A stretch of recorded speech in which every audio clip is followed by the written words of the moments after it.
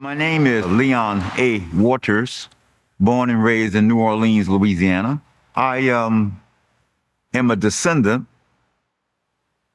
of the largest slave revolt in U.S. history that happened here in the southern part of Louisiana in 1811. The revolt influenced dramatically by the Haitian Revolution. My ancestors participated in that revolt and attempt to establish a second independent Black republic. They almost succeeded. Today, in the city of New Orleans, I manage a tour operation called Hidden History Tours. And this operation is dedicated to focus on the revolutionary history of Black people, as well as the progressive, militant, radical history of women and struggles of the working class. One of my responsibilities is that I'm the board chairperson of the Louisiana Museum of African American History, which got its start in the year 2002 by a phenomenal woman. Her name was Dr. Margaret T. Burroughs. In the process of meeting her in the spring of 2002, we would learn that she's from St. Rose, Louisiana. And when we learned this from her, we shared the story of 1811. And she was able to share with us that her ancestors probably was part of the revolt. The relationship that began with her was that she put us on a journey we did not foresee ever being on. She accepted the offer to come to New Orleans to speak as our guest speaker. And in the conversation we had with her, she raised with us, why don't you guys start a museum in New Orleans? We told this lady we had no training, no knowledge, no one with any degrees in the whole world of museum studies. She said to us, you don't need to have that. You got me. She said, I'll fly down to New Orleans the day before the event at the Ashe Cultural Center. And we'll have a workshop on how to start a museum. We had a workshop at Dookie Chase Restaurant. And after it was all over, she said, tomorrow at your banquet, I'll give a talk and I'll call for people to step forward to start the museum. The next day, we had the program at Ashe. And after she finished her presentation, she said, look, we need to start a serious museum in this city. She gave her rationale. She said, I call for it. Anybody who wants to serious start a museum, step forward with a check of $100. 12 people stood up and walked up and put a check down, and we got started. We were on the second floor of St. Augustine Catholic Church Hall for 3 years until Katrina came and set all that back. We've been active ever since, but we don't have a brick and mortar site. That's something we're still trying to solve. So under her leadership, we got going. And in those 18 years, we have learned quite a bit about the importance of history, about the important mission of a serious museum, about how running a museum operation, exhibits, displays, etc. And now we have a team of people who have, quote, those credentials in museum studies, etc. Dr. Burroughs had a mentor. When she came along and began to join the struggle for freedom in Chicago, Illinois, her mentor was Paul Robeson. She had a lovely photograph of this giant with his arms around her when she was a young lady that sat on her vanity in her bedroom. Without an older, knowledgeable person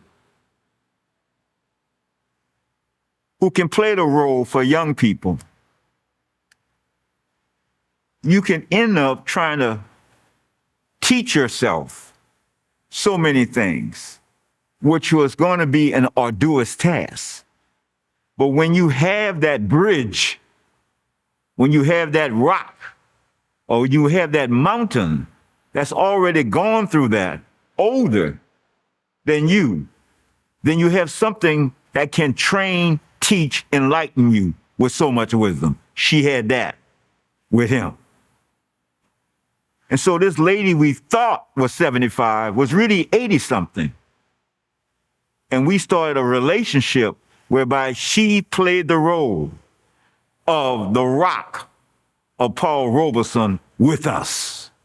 And I embraced that with understanding the role I must play by taking all of this knowledge I would learn from her and from other sources to pass on to those much younger than me, to ensure that what we are working to build will be sustained for the lifetime and the generations to come.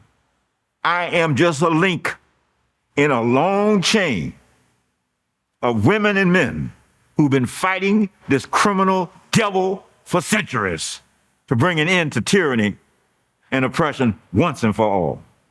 Without them who have come before me, I could not do what I am doing now. I could not have the inspiration nor the desire.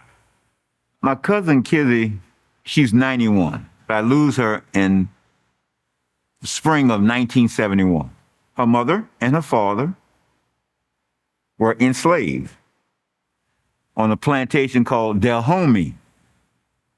Today, that plantation called Delhomey is a little town called Montz, M-O-N-T-Z. It's named after a German.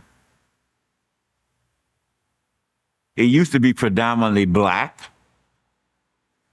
but years ago, a company called Entergy, it's a big utility outfit, monopoly utility outfit, bought up almost half the land in this little town along the Mississippi River, about 40 miles north from here, which displaced much of the black community, but left all of the white community. And so her mom and dad and uncle were enslaved on that plantation.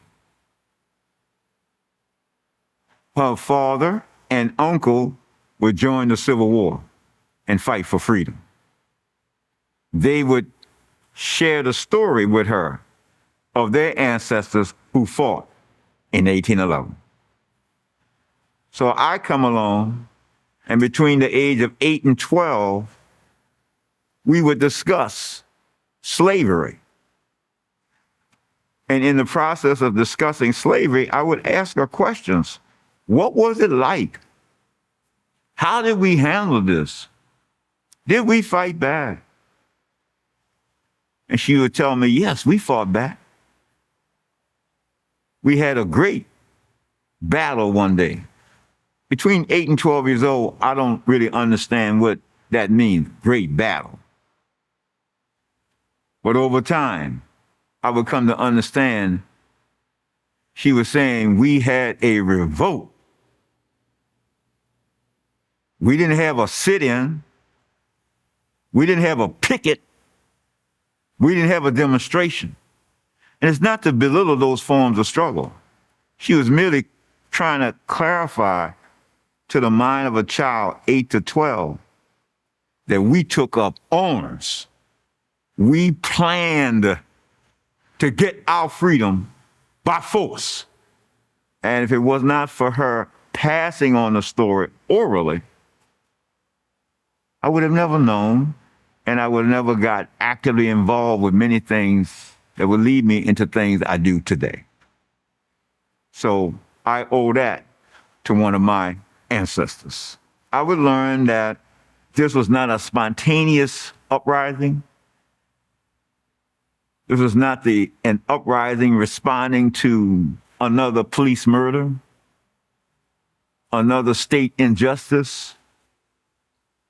This was a result of a team of people who came to the conclusion that we will never be completely free until we get our own country, our own republic, until we establish our own state apparatus. I would come to understand that the men and women who organized this were the most advanced class-conscious people at that time in that area up and down the Mississippi River.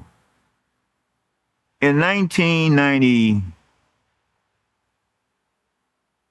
or 91, two people who I had shared the story with approached me and asked me if I had ever looked into this subject. I interpreted their inquiry to me as a way of questioning the integrity of my cousin. Her name was Clara Duncan, affectionately known throughout the area up there along the river in the town of Muntz as Cousin Kizzy. A man named Alex Hale and I have something similar. He would learn the story of his ancestry through a woman named Cousin Kizzy, which I would later learn is an African name. I misinterpreted what they asked me. I'm thinking you're trying to make fun of my cousin. No, we're not doing that. We're saying to you, have you ever taken the time to actually look into this, to investigate if there's any documentary evidence of the revolt? I said, oh, no, I've never done that. Well, you've been telling us this story for years. Why don't we come together and put together a plan, a hypothesis, to see if we can see if there's any written material on this. We put together a plan. We put together an interview, a list of questions, because we decided that we will start with me identifying every old person in my family that was still here. I made a list of about 15, 18 people who are in their 70s, 80s, 90s. At this time, I'm in my late 30s. So we got going. Guided by these interview questions. The questions would deal with, was there anybody in your family history that you know of that was enslaved? You had any people that you know of that fought in the Civil War, etc. Now, when we started this investigation by interviewing, making appointments with all the elders, there was a level of doubt in my mind of how successful we're going to be. I've never participated in something like this before. The people I'm working with have never really participated in something like this before. But we're going to get going and see how far we go. After we interviewed people, after we made these appointments set up time, I was like, wow. Everybody we interviewed knew this much, that much, that much.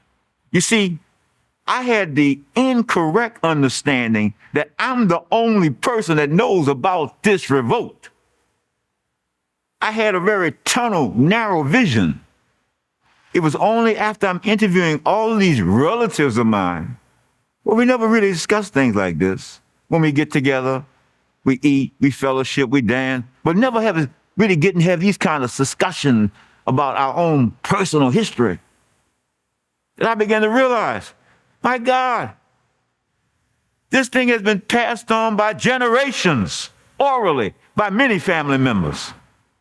So I began to realize what a tunnel vision I have. I thought it was me. No, it's a whole bunch of people that know about this. In fact, to make you laugh, at the end of many of these interviews, some of these people would say, look, why don't you go on down the road and talk to Narcisse? His family might know about something. Narcisse, who that? That's a friend of mine. He right down the road. Down the road meant I'm an urban boy. When somebody say down the road, I'm thinking about 2 or 3 blocks up there in the country. Down the road is 2, 3, 4, 5 miles. Oh my goodness. So after we exhausted everybody I knew, we started to make appointments with these other people that people are recommending to we see. And so it got bigger, bigger, more and more informants. Oh yeah, I remember that. My great so-and-so told me about that. They used to fight like that. They used to whip that. I'm like, oh. We are now uncovering something. We're now getting validation. Yes, this was a heroic event that needs to be written about, that needs to be commemorated on a regular basis.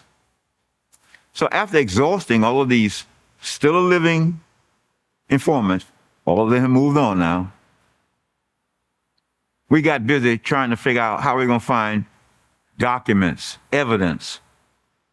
So we put together a plan. We put together a hypothesis. If this really happened, was anybody arrested? Somebody arrested, I mean, they got some kind of arrest document somewhere. If this happened, was anybody killed? Was anybody placed on trial? If this really happened, was the story covered in any newspapers? Which meant what? It meant that we got to find out what newspapers existed in 1811. In Louisiana, New Orleans, there were 4 of them. German press, English press, Spanish press, French press. We had to find all those papers, get them translated, and yes, indeed, in every issue that we found, there was an article. It's written from a white supremacist point of view, certainly, but evidence. If this really happened, was anybody placed? Yeah, we found there was 3 trials. We found the records of 2 of the trials. 3rd trial, we never been able to find those records.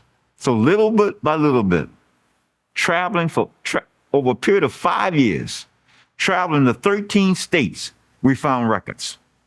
We were looking at an old cornerstone on a church up the river. The church gets started in around June or July of 1866. No, I'm sorry, May of 1866, I believe it was, which is less than a year from the ending of the Civil War in 1865. We look at all these names, ministers' names, the treasurer's name, the secretary of the organizing committee of the church. We take a picture, we make a list of all this. We ask ourselves, we got to find out who these people were. Somebody tells us next door to this church is a cemetery. You might want to go check out the cemetery. We look at each other, cemetery. Why would we want to go check in the cemetery? We don't have a reason to go in the cemetery. But this is somebody from the neighborhood. All right. We go check it out. So we're walking in the cemetery, looking at old dates. And as we're looking at this spontaneously, we said, well, you know, we might find a tombstone going back to the 1800s. That probably would mean that for sure that person was enslaved. But then we came across a tombstone that struck. We had never seen a tombstone like this. Tombstone said John Hall, U.S. Colored Troops, 99th Regiment. It stands high above the ground, 3.5 feet, with such prowess. I said, damn, what is this? We had never in our life seen a tombstone like this. We would talk to people, librarians, historians, and they tell us, you got to go to Washington, D.C. Why? You got to visit what's called the National Archives. What's that? It's 8 blocks from the White House. Why I got to go there? Because it's the only place in America that has the records of all the soldiers who fought in the Civil War. Whoa. So we raise money, red bean dinners, all kind of stuff, go to D.C. The black people who work there tell us what we got to do to find the record. We gave them what we had off the tombstone. They taught us, they trained us how to research for black soldiers. They found the record. It's two records. It's a military record and it's a pension record. We would learn all about pensions. If you lived, survived from the Civil War, or if you didn't, your family was entitled to a pension. $4, $6, $8, sometimes $12 a month, depending how long you stayed alive or how long your significant other stayed alive. In studying the records, we would learn how you get a pension. The American government would send a white boy to the town or city where your residential address is. He essentially was an investigator. He's going to come and knock on doors and ask people questions to find out if you knew this man, John Hall, I'm sorry. And people would say, yeah, I knew John.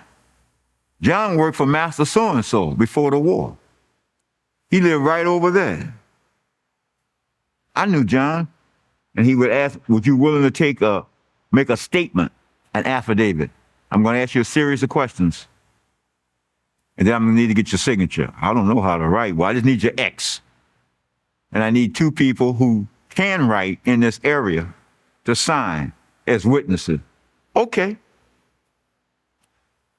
So the investigator would ask a series of questions. And he would use those answers to validate you knew John Hall. You knew he was married to so-and-so. You knew they had so-and-so child. All kinds of questions. And based off that, it would play a role in him authenticating he should get the money. Now, in the file folder that they give you, there might be 10 affidavits, 30 affidavits about this man, John Hall. And as you read the affidavits, you're learning about the life of John Hall. John Hall was owned by so-and-so. He did so-and-so on the plantation. Sometimes he ran away. Master sent dogs, the slave catchers, to recatch it. When they caught up with him, they whipped his behind. Blah, blah, blah. So you're learning all of this. And one of the most exciting developments from this first experience was that in the pension records, there's a document that says, John Hall, best man to Hannibal Waters' wedding. Hannibal Waters was my great-great-grandfather. To see this document, it would immediately say to me that these two men must have had such a relationship that he, 18 miles away from the plantation my grandfather was on, he became the best man. Now we've gotten off the road. We've gotten off our plan. We were distracted going to the cemetery. But the experience in Washington, D.C. would help us get back on the road. When we began to realize the children and the grandchildren of 1811 finished the job in the Civil War. That was quite a revelation.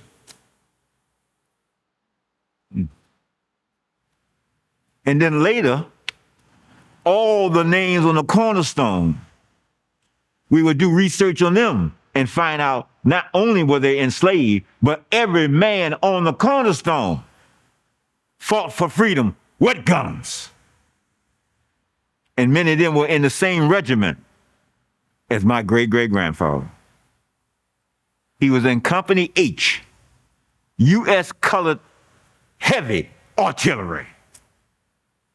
He was with the men that pushed and shoved the cannons up and down the roads that would soften the enemy up so that the infantry could finish the job. That's the job of artillery. So over time, we would all develop a level of expertise of not only learning the Civil War, understanding the battles, but understanding and learning the role of all these men and later women and the role they played to save the Union, by the way, and emancipate themselves at the same time. Can you imagine that? We say to ourselves, our ancestors fought to save this low-down, filthy, criminal country known as the United States of America. And in the process, they emancipated themselves. And you would think the so-called descendants of the founding fathers would be most appreciative to that fact. But of course, they're not. Our ancestors, the greatest accomplishment of the Civil War, was that they would bring an end to a man owning another man and woman. That's over with. That's the greatest accomplishment. But they were not able to defeat the ideology of white supremacy.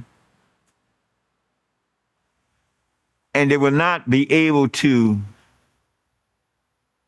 defeat completely the level of exploitation by the capitalist slave economy.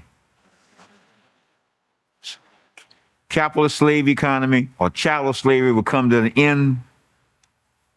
The economic system would pass through a period of a feudal, tenant forming kind of mixed economics until it developed into full blast capitalist monopoly, which we have today. Monopoly capitalism. So our people are still doubly oppressed.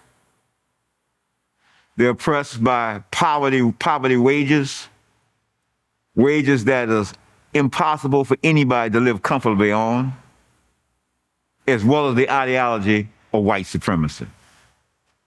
But it's my political opinion that through this whole process, black people have been transformed into a nation in the southern part of the United States, a nation that's denied the right to self-determination, the right to secede from the United States and establish its own independent republic. So today I go around working to enlighten people that America, when you call America a nation, you may not realize it, but you're actually saying an incorrect statement. America is a country of nations. Most countries in the world are countries of more than one nation. There's only a few places in the world where the nation inside the country is the only nation inside the continental boundaries of that country. But America today is a prison of nations. You have the African American nation in the Black Belt south of the United States. You have the Chicano nation in Southwest, Diné nation Southwest, Hawaii, an island nation overthrown by the Woodrow Wilson government, Guam, Micronesia, Puerto Rico, today down Haiti. But all these nations don't have their own state power. In the country of the United States, only one nation has state power, the Anglo-American nation. And it uses that nation to hold down all other nations. That's why we have inequality. To have true equality, we have to have nations with their own state, so that no nation can be an oppressor nation and have privileges over another nation. All the white nations of Europe are oppressor nations, and they hold down every nation in the world of color. And hence keeps inequality going on. Yeah, the title of the book coming out is called Domestic Terrorism on three black churches. It's in two parts. First part deals with destruction of 354 black churches since the history of the United States. And the second part deals with these 3 black churches in Louisiana this shameful white guy destroyed. Every time black folks try to make some progress, them other bad folks struck back.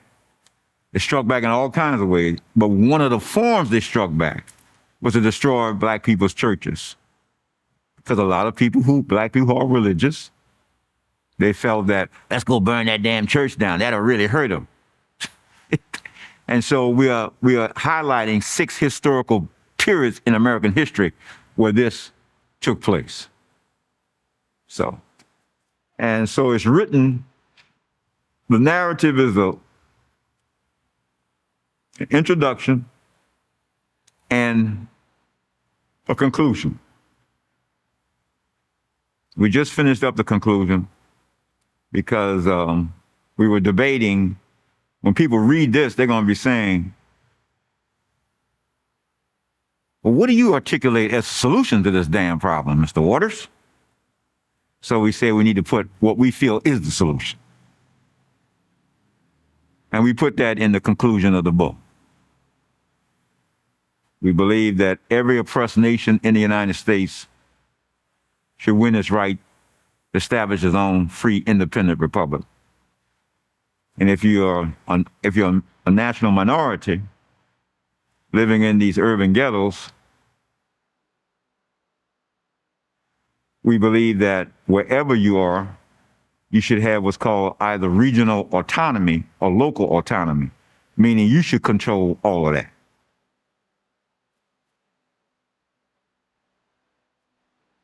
The west side of Philly, known as the jungle.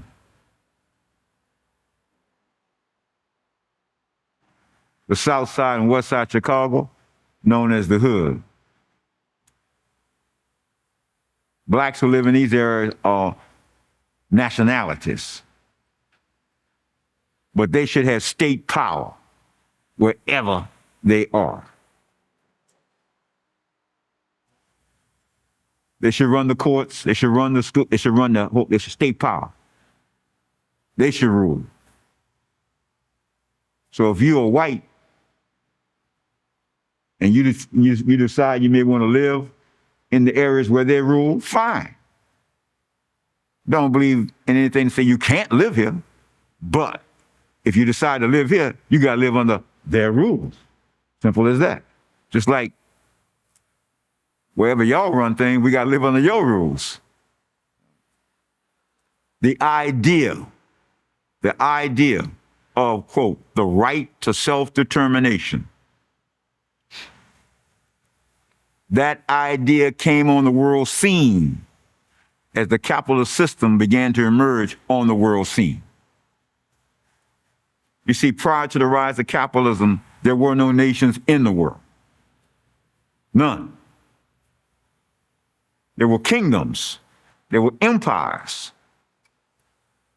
There were dynasties. But all of these kingdoms, empires, and dynasties were composed of numerous different peoples. But only one people served as the dominant people. Rome was an empire. It would begin in Italy. But the Romans oppressed other white peoples as they conquered the world. Okay.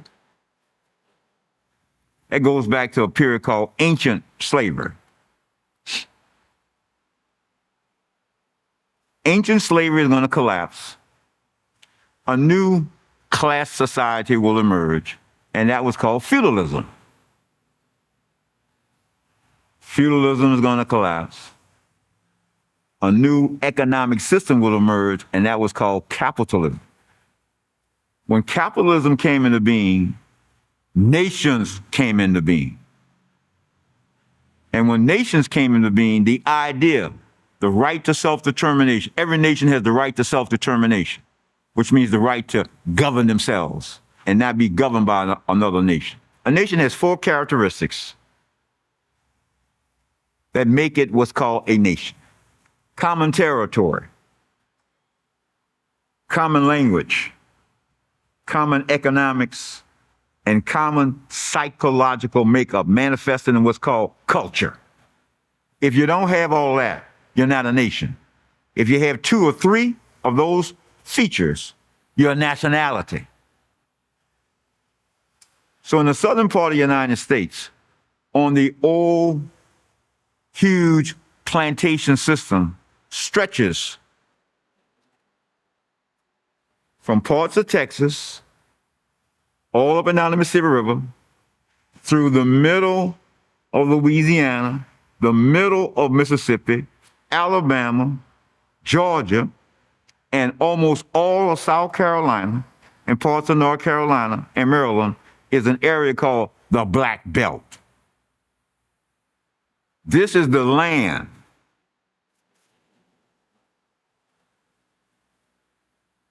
that became the land that shapes the boundaries of the oppressed black nation in the southern part of the United States. This area has the right to self-determination, the right to secede from the United States and establish its own independent republic. Under revolutionary conditions, the actual borders of this could be negotiated. For instance, Atlanta is not in the Black Belt, but Atlanta is several miles, so many miles away from the Black Belt. A huge black population lives in Atlanta. That huge population theoretically probably would say, hell no. Y'all got to include us. When nations came into being, it's the economic system that helped glue it with these 4 features: common language, common economic, common territory, and common psychological makeup manifested in culture. Obviously, the psychological makeup of black people is much different than the psychological makeup of other nations, including white folks. It's up to the press to decide. If they were given an opportunity to ask, would you like to live by yourself, run your own government? Any white folks that want to live in the neighborhood, they have to live under your rule, but you have state power? I think most black folks say, hell yeah. Hell yeah. We don't have state power now. We got some elected officials in office. That's not the same as state power. That's not the same as state power. People confuse state power with government power. See, government is a part of the state.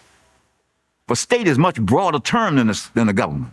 Government deals with the administration and the running of a government, okay? Proposing laws, passing laws, a department to ensure justice, that's government. But government is a subset of state. What do I mean by state? Well, state includes schools,